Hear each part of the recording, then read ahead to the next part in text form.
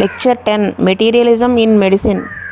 Several paragraphs now to read are scarcely more than a recapitulation of subjects spoken of. In going over previous paragraphs, I have introduced these points in advance because it was natural to do so in connection with the subject in hand. I will therefore glance over them until we reach something new. In the 30th paragraph, Hahnemann says, 13th paragraph, Hahnemann says, therefore disease that does not come within the province of manual surgery, considered as it is by the allopathists as a thing separate from the living whole, from the organism and its animating vital force, and hidden in the interior, be it of ever so subtle a character, is an absurdity that could only be imagined by minds of a materialistic stamp, and has for thousands of years given to the prevailing system of medicine all those pernicious impulses that have made it truly mischievous, non-healing art.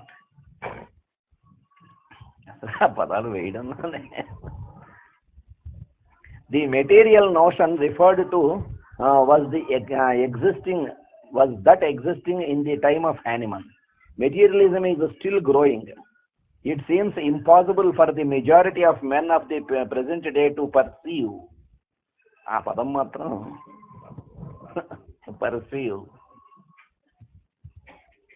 Perception, that is seeing with the understanding. Perception, that is seeing with the understanding.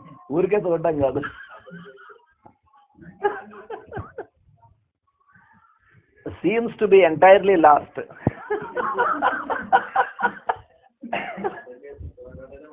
అది పోయిందంటున్నాడు. ఆ లోపల ఏదో అర్థం చేసుకుని చేయాలో మనం చూడాలో అది పోయిందంటున్నాడు. పైకి చూడటమే. The materialist refuses to believe anything that does not conform to the laws of time and space.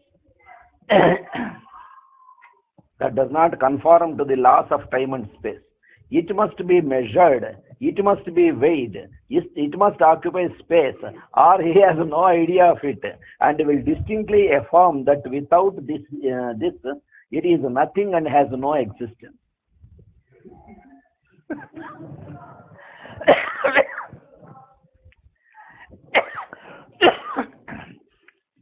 Everything beyond this is to the material mind poetical, dreamy, mysterious. దీనికన్నా ఇంకా పైన ఏదైనా ఉంటుందంటే ఆ మెటీరియల్గా కంటికి కనిపించిందో, స్పేస్ లో ఆక్యుపై చేసిందో, లేకపోతే చేతికి దొరికేదో, చేతికి ఫీల్ అయ్యేదో, అవేమన్నా కంటికి కనిపించేదో అవి తప్ప దాని పైన ఇంకేమైనా ఉంటుందంటే వాళ్ళకి అదేదో డ్రీమీ స్టేట్ లాగా ఆలోచిస్తారు. So they look in vain in the material world for cause. You will never find a material entity as in any way causing anything.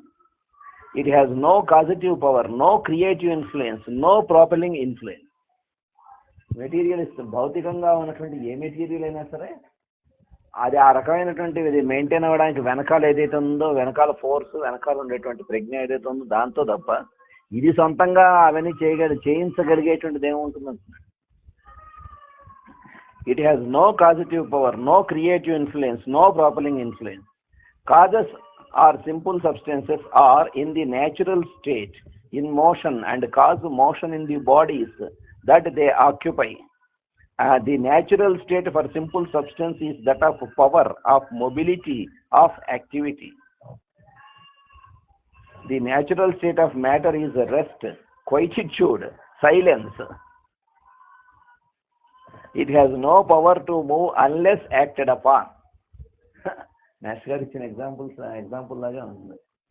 అన్నీ చేయగలడు, అన్నీ సృష్టించగలడు, మనిషి అన్నీ చేయగలడు. కానీ దేవుడి సృష్టికి మనిషి సృష్టికి తేడా ఏంటంటే వీడు తయారు చేసిన మిషన్ని ఒకడు ఆన్ చేయాలి, ఆన్ చేసినప్పటి నుంచి పని చేస్తుంది. భగవంతుడు తయారు చేసిందని వేరే ఆన్ చేసేవాడు ఉండక్కర్లేదు, లోపలే ఉన్నాడు, అదే ఆన్ అయిపోతుందని చెప్పారు.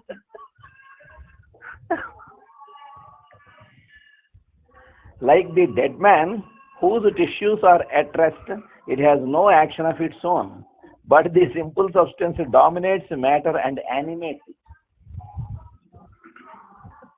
మరి డెడ్ బాడీకి మామూలు దానికి తేడా ఏంటంటే అన్నీ ఇంటాక్టే. పోయిన వెంటనే చూస్తే అన్నీ ఇంటాక్టే వాడికి, ఇంకా వీడికన్నా బరువు ఎక్కువ ఉంటాడు.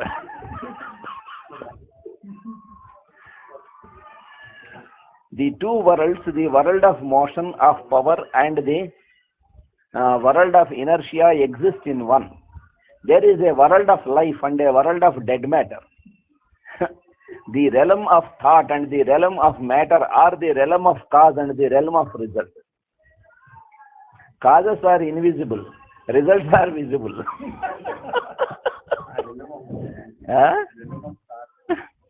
The realm of thought and the realm of matter are the realm of cause and the realm of result.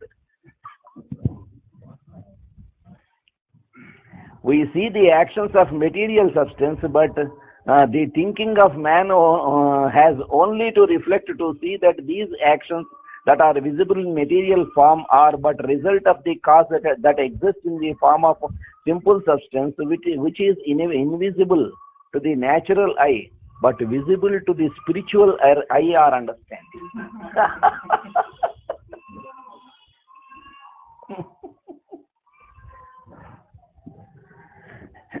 The materialist cannot grasp this idea. He cannot think in this way. We have the grandest confirmation of these things in the wonderful action of our potencies, in the varying degrees in which they operate upon man, from the lowest to the highest. Anta brahmananga ichchadu. We have the grandest confirmation of these things in the wonderful action of our potencies, in the varying degrees in which they operate upon man, from the lowest to the highest. అంతేగా ఏ పొటెన్సీకి ఆ potency ఎలా పనిచేస్తున్నటువంటిదా మరి. You will discover in course of time that in a large number of chronic cases, our antipsychotics will cause changes in the economy, curative or otherwise, in from 5 to 7 different potencies. In this, you have the demonstration of degree of simple substance and their relation to the different planes in the interior of the economy. There is in the interior of man nothing morbid that is curable, and no invisible morbid alteration that is curable, which does not make itself known to the accurately observing physician by means of morbid signs and symptoms. An arrangement in perfect conformity with the infinite goodness of the all-wise preserver of human life. This we would have already spoken of. Every curable disease is made known to the physician by signs and symptoms. Incurable diseases have few signs and symptoms, and by their absence, the disease is often thus known to be incurable. By watching the patient gradually decline without any symptoms but those which are the common expressions of pathological conditions, we see that the case is incurable and is going down to death.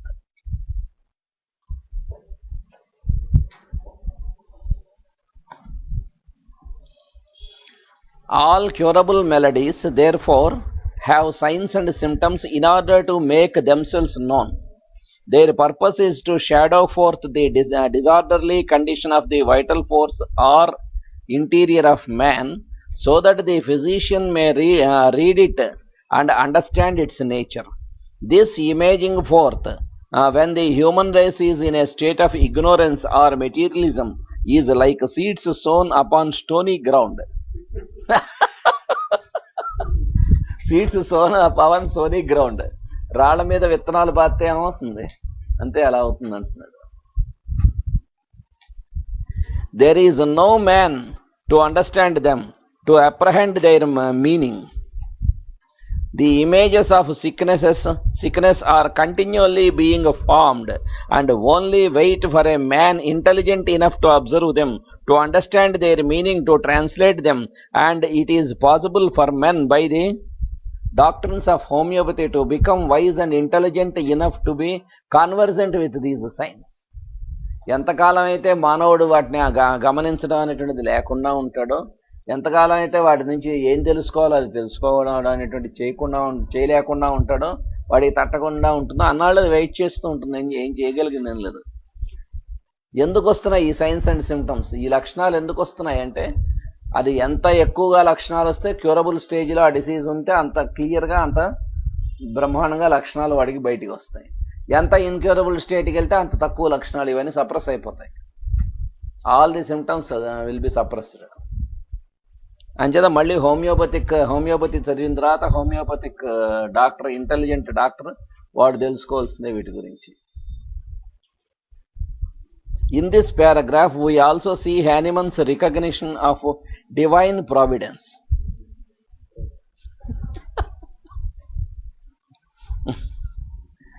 It was the very recognition of providence that enabled Hahnemann to become a man, and being directed by divine providence enabled him to finally pursue the law. అది తట్టడం అనేటువంటి ఆయన ఒక్కడికి, అంతకుముందు కూడా చాలా మంది doctors ఉన్నారు, పెద్ద పెద్ద డాక్టర్స్ ఉన్నారు, చాలా చదువుకున్న డాక్టర్స్ ఉన్నారు. ఈయనకి ఒక్కడికే ఎందుకు అది డాన్ అయిందంటే, భగవంతుడు ఆ రకంగా ఆయన్ని సెలెక్ట్ చేసుకుని ఆయన ద్వారా ఇది మనకి ఆ ఉన్నటువంటి సూత్రాన్ని ఆయన లోతుగా స్టడీ చేసి దాన్ని దర్శించి మనకి ఇవ్వడం అనేటువంటి చేయగలిగాడు. When his little ones were being hurled to death by strong drugs, the first thought of Hahnemann was that Providence had not made these little ones to be destroyed by medicines. It seemed to him inconsistent that they should be made to take this miserable stuff. In all your experiences, if you live to be very old, you will find a very poor lot of homeopaths among those who do not recognize divine order.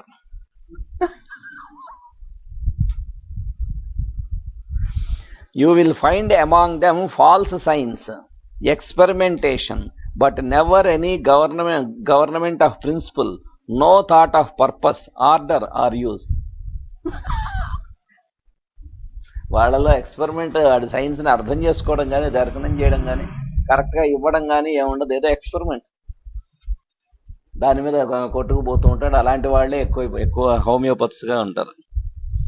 Hahnemann was not in the strictest sense the discoverer of the law, for Hippocrates said that disease might be caused either by opposites or similars, cured. Caused diseases undu chuddam, mundukellaga chuddam. Diseases might be caused either by opposites or similars, but Hahnemann discovered this by pure experimentation and the following out of strict order. Cured correct. After reading it up, he found corroboration of the principles he had discovered, and he followed along the line, growing wiser and stronger until he formulated the code which is so simple and yet so complete. హిపోక్రాటస్ ఈ రెండు principles ఇచ్చాడని కదా మనకి చెప్తారు. కాంట్రారియా కాంట్రారస్ క్యూరెంటరు, similia సిమిలబస్ క్యూరెంటరు, రెండు ఆయన ఇచ్చినవే. హిపోక్రాటస్ ఇచ్చి ఆయన ఫాలో అయింది కాంట్రారియా కాంట్రారస్ క్యూరెంటర్, అది అలోపతిక్. సిమిలియా సిమిలబస్ క్యూరెంటర్ అలా ఉంది. అంటే opposites will cure the diseases, likes will cure the diseases. ఆ రెండు, అందులో likes will cure the disease అనేది అలా ఉండిపోయింది. ఆ ప్రిన్సిపల్ నెమ్మదిగా ఈయన స్టడీ చేసి దాంట్లోంచి యువతలకు లాగాడు ఈయన. కాబట్టి అసలు మొట్టమొదటి ఆ లా అనేటువంటిది కానీ, ఆ ప్రిన్సిపల్ కానీ ఇచ్చింది ఆయనే ఇచ్చాడు. కానీ దాన్ని మళ్ళీ పట్టుకుని భగవంతుడి దయ వల్ల యువతలకి ఈయన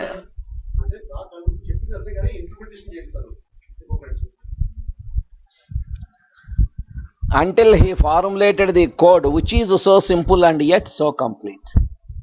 ఆ కోడ్, హోమియోపతి తాలూకు కోడ్ ఏదైతే కనిపెట్టాడో చాలా సింపుల్, కానీ ఇన్ ఇట్ సెల్ఫ్ కంప్లీట్. అది ఏదో పార్ట్ లేకపోతే ఏదో కొంత కనుక్కున్నాడు దాన్ని ఇంకా ఇది చేయాలి అనేటువంటిది ఏం లేదు. ఏదైతే చెప్పాడో అది complete science. Very few are able to read the Organon at first and see anything in it but words, and yet the oldest practitioner of pure homeopathy finds nothing in it to change.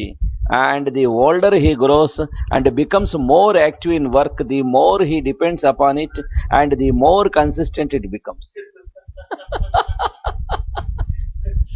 కొత్తగా ఆర్గనం చదివితే ఏముంది దీంట్లో ఏముంది? First para చదివాడు, to heal the sick as it is termed. ఏముంది దాంట్లో? Heal the sick అన్నాడు. వీడి దాంట్లో ఎక్స్పీరియన్స్, దాంట్లో వెనకాల పర్సీవ్ అనేటువంటిది లేకపోతే హీల్ ది సిక్ అంటే క్యూర్ ది డిసీజెస్ అనుకుంటాడు వీడు. ఏముంది, ప్రతివాడు చెప్పేదేగా ఇది. కానీ ఆయన చెప్పింది హీల్ ది సిక్ అన్నాడు, క్యూర్ ది డిసీజ్ అనలే. అది వీడికి ఏజ్, ఎక్స్పీరియన్స్, ప్రాక్టీస్ వాటిలో వీడికి రాను వీడికి అదే ఎఫారిజం అంత ముందు చదువుకున్నప్పుడు ఎందుకు ఎలాగ అర్థమైంది, ఇప్పుడు ఎలా అర్థమైంది అనేది తెలుస్తుంది గ్రాడ్యువల్గా. Although I have been teaching the organon for many years, I never go over it without discovering some new thought in harmony with general teaching. ప్రతిసారి చెప్పినప్పుడు ఏదో కొత్త డైమెన్షన్ అర్థమవుతూ ఉంటుంది. ఎన్ని సంవత్సరాల నుంచో నేను టీచ్ చేస్తున్నాను అది. కానీ ప్రతిసారి టీచ్ చేసినప్పుడు మళ్ళీ ఇంకో కొత్తది తెలుస్తూ ఉంటుంది అంటున్నారు ఆయన కెంట్ గారు. మేష్ గారు నవల్స్ ఉన్నాయి. ఆ నవల్స్ పురాణ పురుషుడు, పురుషమేధం ఇవి చదువుతూ ఉంటాం. మొట్టమొదటి చదివినప్పుడు బాగానే ఉంది, బ్రహ్మాండంగా ఉంది, బాగుంది. రెండోసారి చదివాం, ఇంకా అంతకన్నా ఇంకా కొన్ని కొత్త డైమెన్షన్స్ అర్థమవుతాయి. మూడోసారి చదివాం, 10వ చదివాం, 20వ చదివాం. ప్రతిసారి కూడా అంత ముందుదే కదా అనిపించదు, ఇంకో కొత్త డైమెన్షన్ అర్థమవుతుంది. పాతవి పోకుండా, పాత మైండ్లోంచి పోకుండా ఇంకో కొత్త డైమెన్షన్ దాంట్లోంచి అర్థమవుతుంది. వేరే పరీక్ష కోసం చదివేది కదుగా. అంటే పరీక్ష కోసం చదివితే పరీక్ష అయ్యాక అది మైండ్లోంచి చెరిపోవచ్చు కదా.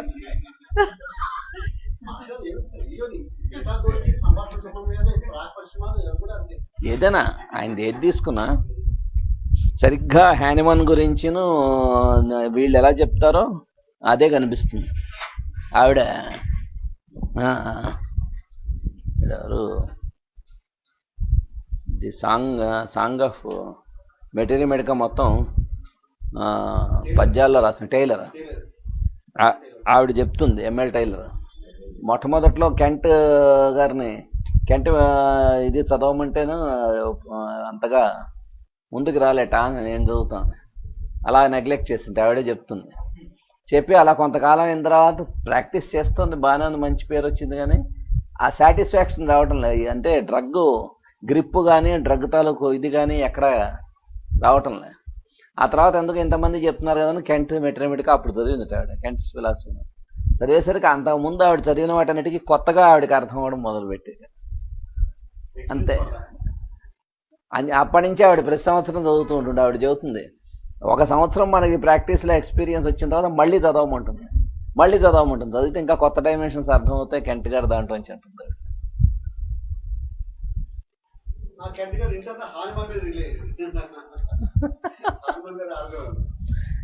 The continued study of the organon brings a deeper and deeper understanding of it because it is true.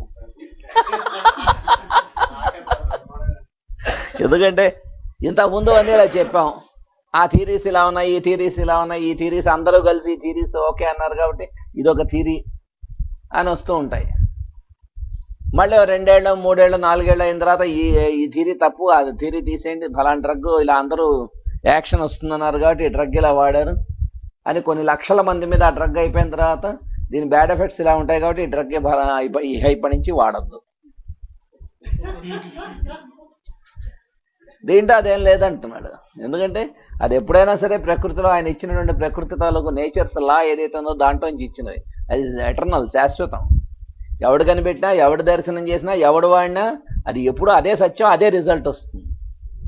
ఎందుకంటే సత్యం కాబట్టి అది ఏది హైపోథసిస్ల మీద డిపెండ్ అయి ఉన్నది కాదు, ఎటర్నల్ లా మీద బేస్ అయి ఉన్నది కాబట్టి హోమియోపతి ఎప్పుడైనా సరే అలాగే. ఎవడు ప్రూవ్ చేసినా, నక్సమాక ఎన్నిసార్లు ప్రూవ్ చేసినా ఎప్పుడో ఆయన కెంట్ గారు ప్రూవ్ చేశారు కాబట్టి దాంట్లోనే ఇప్పుడు ఉండాలని రూల్ లేదని ఇప్పుడు మళ్ళీ ప్రూవ్ చేసినా అవే వస్తాయి.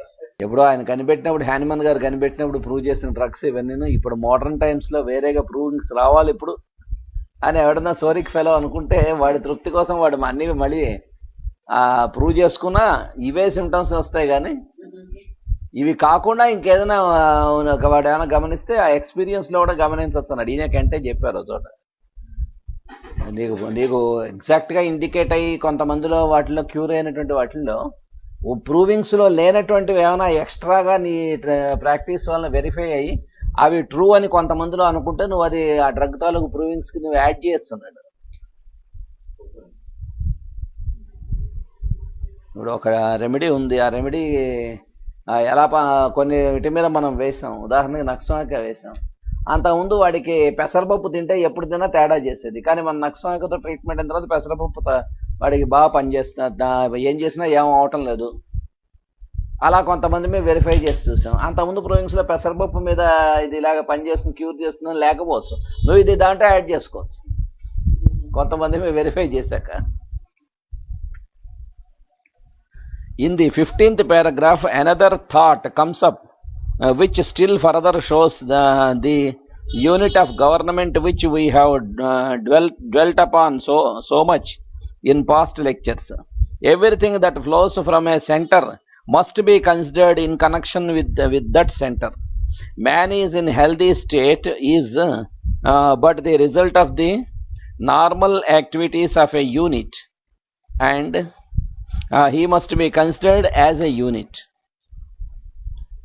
వాడు హెల్దీగా ఉన్నాడంటే వాడి లోపల ఉన్నటువంటి దాని నుంచి సెంటర్ దగ్గర నుంచి వస్తున్నటువంటి యాక్టివిటీస్ ఏవైతే ఉన్నాయో దానివల్ల వీడు నిలబడుతున్నాడు. కాబట్టి వీడంతా కూడా ఒక యూనిట్.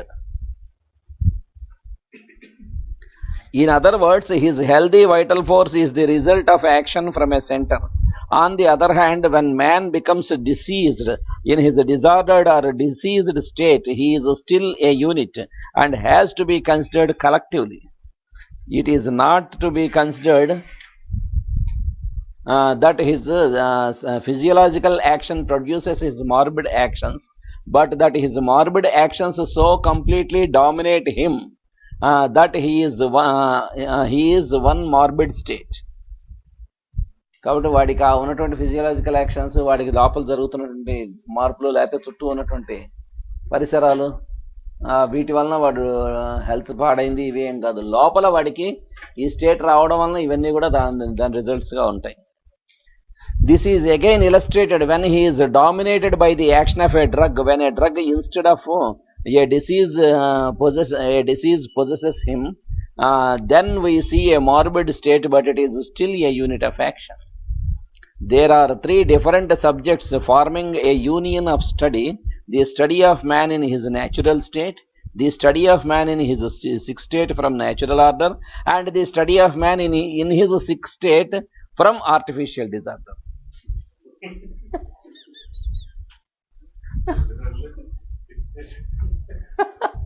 ఒరిజినల్గా హెల్తీగా ఉన్నవాడు, న్యాచురల్ డిసీజ్ వలన మళ్ళీ హెల్త్ పాడైనవాడు, ఆర్టిఫిషియల్ డిసీజ్ వలన మళ్ళీ హెల్త్ పాడైనవాడు.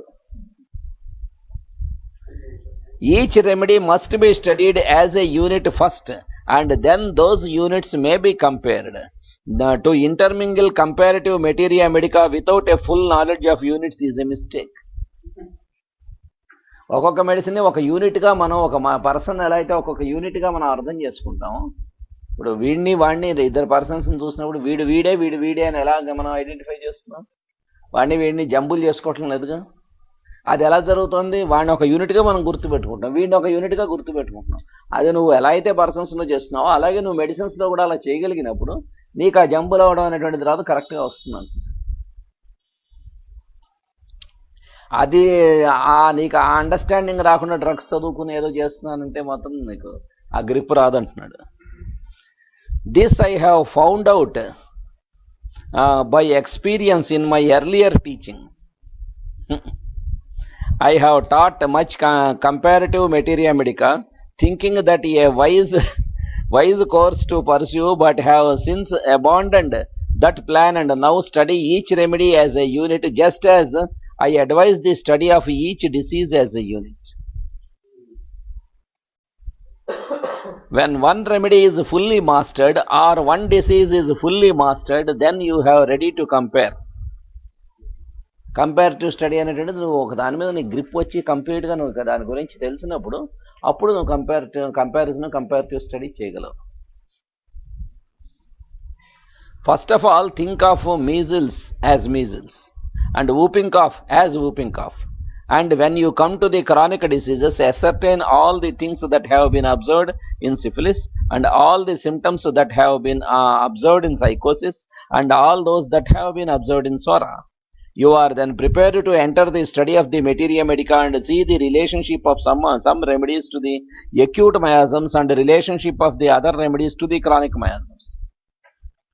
ఇక మీజిల్స్ అంటే ఏమిటో తెలియకుండా, వూపింగ్ కాఫ్ అంటే ఏమిటో తెలియకుండా, మిగతా క్రానిక్ డిసీజెస్ అంటే ఏమిటో తెలియకుండా, వాటి మీద గురించి ఒక అండర్స్టాండింగ్ లేకుండా ఉండే కన్నా వాటి గురించి కంప్లీట్ స్టడీ చేసి అప్పుడు మెటీరియల్ కంప్లీట్ స్టడీ చేసి అప్పుడు ఈ రెండింటిని కంపేర్ చేసుకోవాలి. అంతేగా మయాజ్మేటిక్ డిసీజెస్లో కూడా క్రానిక్ మయాజ్మేటిక్ డిసీజ్ ఉంటుంది. దాని తాలూకు ఎక్యూట్ ఎక్సాసర్బేషన్స్ అంటాడు. ఇప్పుడు ట్యూబర్క్యులర్ మయాజం ఉంది, వాడి ట్యూబర్క్యులర్ మయాజంతో సఫర్ అవుతున్నాడు. వాడికి ఎక్యూట్ సిమ్టమ్స్ ఏంటి?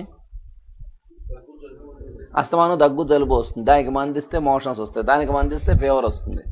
ఇవన్నీ ఎక్యూట్ సిమ్టమ్సేగా. ఎందుకు వస్తున్నాయి వీడికి?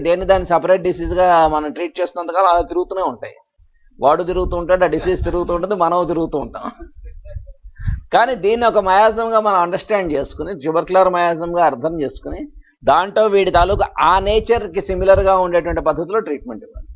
అయితే మోషన్స్ వచ్చినప్పుడు మోషన్స్కి మెడిసిన్ ఇస్తున్నాం, పోడోఫైలం ఇస్తున్నాం, తగ్గిపోతున్నాయి.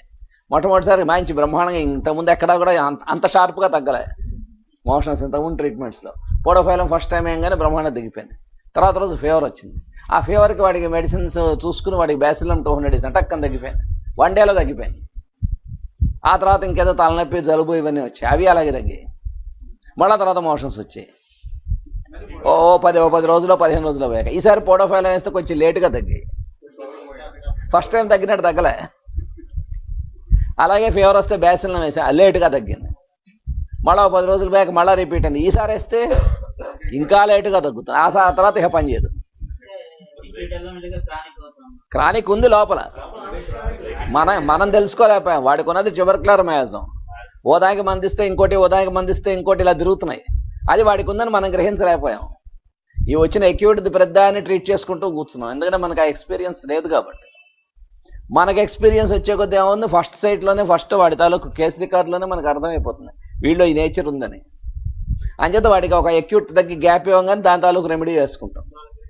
క్రానిక్ రెమెడీ ఏదో ముందే మనం కేసు టేకింగ్ చేసుకున్నప్పుడు సెలెక్ట్ చేసి పెట్టుకుని, లేకపోతే ఏమవుతుంది, ఒక 5-6 నెలల్లో 7-8 నెలల్లో ఈ ఎక్స్పెరిమెంట్ అయ్యాక అప్పుడు మా నాదుంపదగా ఇది కనుక్కోలేదని అప్పుడు మనకి డాన్ అవుతుంది.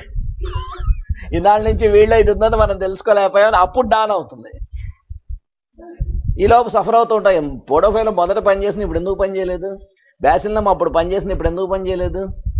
3వ సారి 4వ సారి అయ్యాక పొటెన్సీ పెంచేస్తాం, అయినా పని చేయదు. ఏం చేత వెనకాలడానికి మందు పట్టడం లేదు, దీనికే పడుతుంది. ఇవి acute exacerbations of chronic miasm.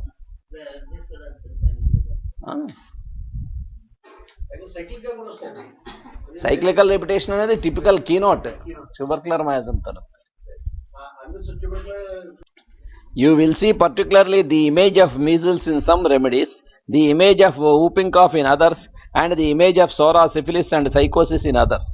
Then you are ready to proceed with which may be called individualization, because these are the most general, and from those we go into particulars and then into comparison. This is the classical way to proceed. And when it is followed, the physician becomes wise and intelligent and can apply the materia medica with wonderful precision.